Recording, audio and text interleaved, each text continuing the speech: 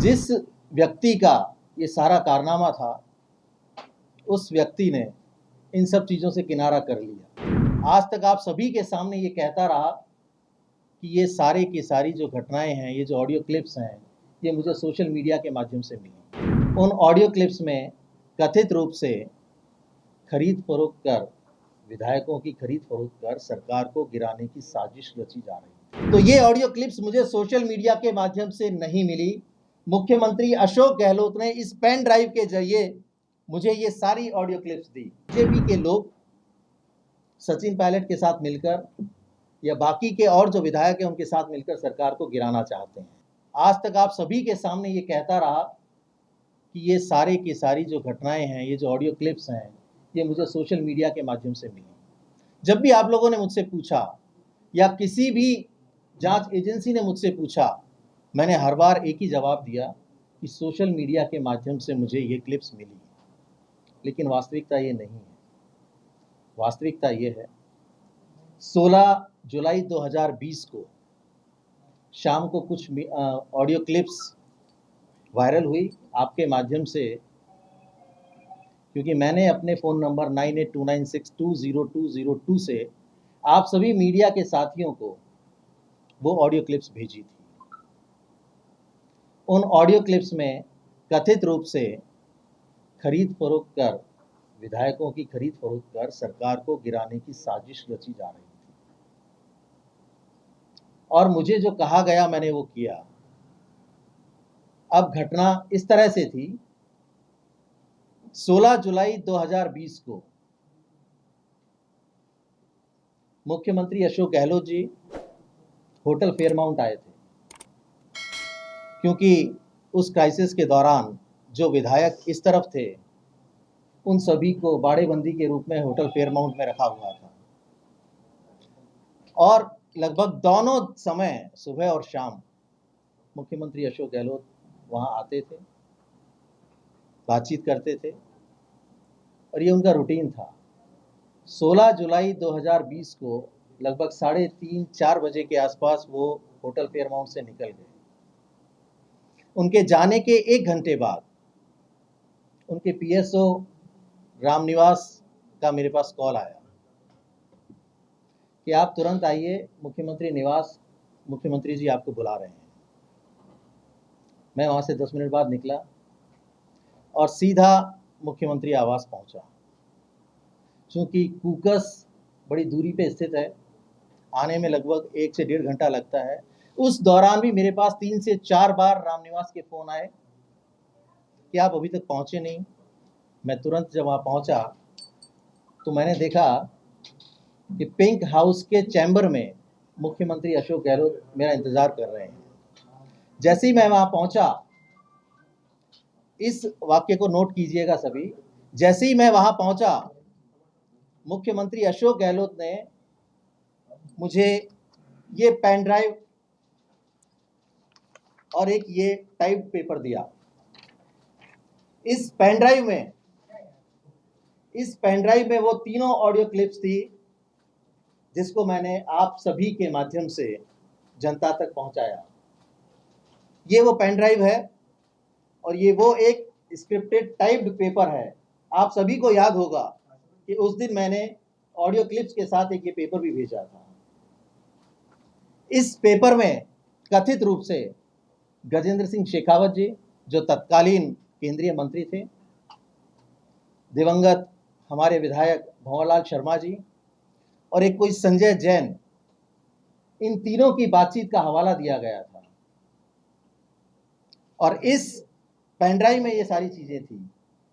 Pen drive और ये paper देकर मुझे कहा कि तुरंत जाइए और मीडिया को ये ऑडियो क्लिप्स सर्कुलेट कर दीजिए। अब चूंकि पेन ड्राइव से तो सीधे सर्कुलेट नहीं किया जा सकता, मैं इस पेन ड्राइव को लेके तुरंत घर आया। घर आके मैंने इस लैपटॉप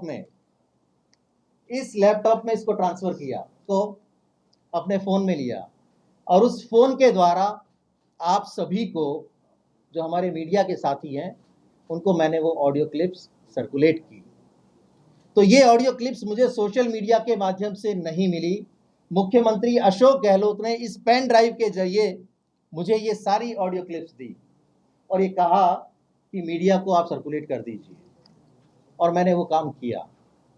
अगले दिन अखबारों में जिस तरह से खबरें छपी, और सभी को ये घटनाक्रम पता है कि जैसे ही ये ऑडियो क्लिप्स रिलीज हुई उसके बाद मुकदमे दायर हुए, और जो सारा घटनाक्रम था कि किस तरह से खरीद फरोख्त की बात की जा रही है, कौन लोग हैं जो सरकार गिराना चाहते हैं, क्योंकि सीधे तौर पर केंद्रीय मंत्री गजेंद्र सिंह जी को इसमें इन्वॉल्व किया गया और ये आरोप लगाया गया कि बीजेपी के लोग सचिन पायलट के साथ मिलकर या बाकी के और जो विधायक हैं उनके साथ मिलकर सरकार को गिराना चाहते हैं। ऐसी मंशा थी ये साबित करने की कि इस पूरे खेल के पीछे भारतीय जनता पार्टी है, जबकि वास्तविकता ये नहीं थी। हम सभी ने सुना कि हमारे नौजवान नेता तत्कालीन उप मुख्यमंत्री सचिन पायलट जी ने ये कहा कि हम लोगों की सुनवाई नहीं हो रही थी, हम लोग अपनी बात कहना चाहते थे, इसलिए हम सब लोग एकत्रित होकर अपनी बात को कहने के लिए वही तरीका हमें मुफीद लगा, हम लोग इकट्ठे हुए और आला कमान तक अपनी बात पहुंचाना चाहते थे। लेकिन जैसे ही मुख्यमंत्री अशोक गहलोत को पता लगा तो ये सारा का सारा षड्यंत्र रचा गया। जो लोग उनके साथ गए थे उन सभी के फोन्स सर्विलांस पे थे, सभी को ट्रैक किया जा रहा था, इंक्लूडिंग सचिन पायलट जी। और जब ट्रैकिंग की जा रही थी तो ये पता लग रहा था लगातार कि कौन कहां किस तरह का मूवमेंट कर रहा है। तो आप सभी को याद होगा कि 3 विधायकों के साथ डील करके उनकी रात को 1:30 से 2 बजे के बीच में प्रेस कॉन्फ्रेंस करवाई गई मुख्यमंत्री आवास पर, और वो प्रेस कॉन्फ्रेंस भी मैंने ही करवाई थी। आप सभी लोगों को आमंत्रित किया, रात को 2-2:30 बजे परेशान किया, आप सब लोग वहां आए और उन्होंने मुख्यमंत्री अशोक गहलोत के समर्थन में अपनी प्रेस कॉन्फ्रेंस की। तो ये पूरी तरह से आप लोगों को मैंने बता दिया कि ये ऑडियो क्लिप्स कहाँ से आई। वायरल करने के बाद भी खबर नहीं आई, तब तक मुख्यमंत्री जी ने मुझे 2 बार व्हाट्सएप कॉल करके ये पूछा कि अभी तक न्यूज़ में चला क्यों नहीं। मैंने कहा साहब अभी भेजा है, थोड़ा सा समय लगेगा। और जैसे ही वो खबर आई तब मुझे पता लगा कि इन ऑडियो क्लिप्स में है क्या, अन्यथा मुझे ये तक पता नहीं था कि इसमें क्या है, ऑडियो क्लिप्स किस चीज़ से संबंधित हैं। मुझे डायरेक्शन दिए गए और मैंने उनकी पालना की। ये आपने अभी एक इस ऑडियो में भी सुना कि मुख्यमंत्री जी किस तरह से मुझे ये पूछ रहे हैं कि आपने वही काम में लिया जो मैंने भेजा था। मुझसे पूछ रहे हैं कि आपने वो हैंडसेट तो डिस्ट्रॉय कर दिया ना, जिससे आपने सारे मीडिया के साथियों को वो क्लिप्स भेजी थी। मैंने कहा वो मैंने डिस्ट्रॉय कर दिया। मुझसे मेरा वो हैंडसेट डिस्ट्रॉय करवाया। लैपटॉप इसलिए बच गया क्योंकि इसका सीधा इन्वॉल्वमेंट कहीं शो नहीं हो रहा था।